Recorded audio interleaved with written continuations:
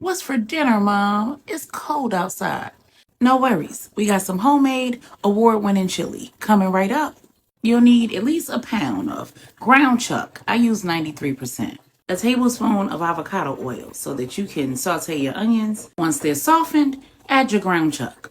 Break it apart slightly and then begin adding your seasonings. This is an award-winning family recipe, so I'll give you the basic seasonings.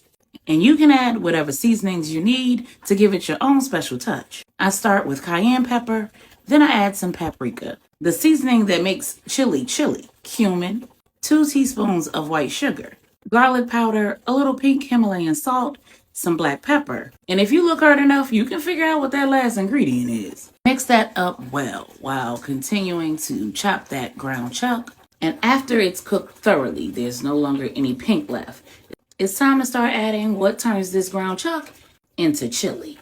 You'll need some tomato paste, about 2 to 3 tablespoons. And you want to mix this after each ingredient. Some petite diced tomatoes. Typically, I prefer to dice them myself, but when I'm unable to, I get a can of salt-free from the Publix. Then you'll add your tomato sauce. You add as much as you feel like is appropriate for the thickness that you're looking for. You'll also need some beef broth. I prefer the better than bouillon kind, which means that I need to add water.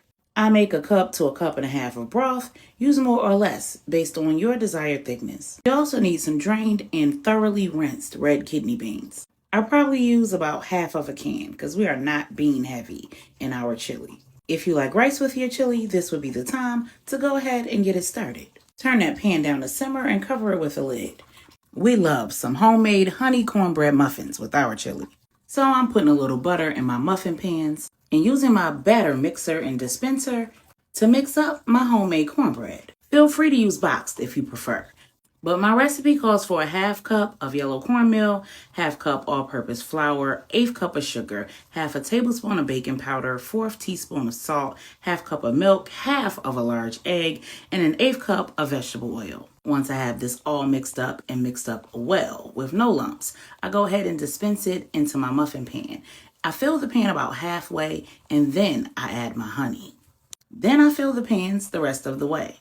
This recipe will give you more than enough for 6 muffins. And this muffin pan is huge. Heat the oven to 425 degrees and bake for about 15 to 17 minutes and voila. Allow your chili to simmer until it's at the desired thickness that you prefer. Make sure to taste it and ensure that it meets your expectations. This is the point where I add my final secret ingredients though. And all done, it's time to plate her up. Bon appetit!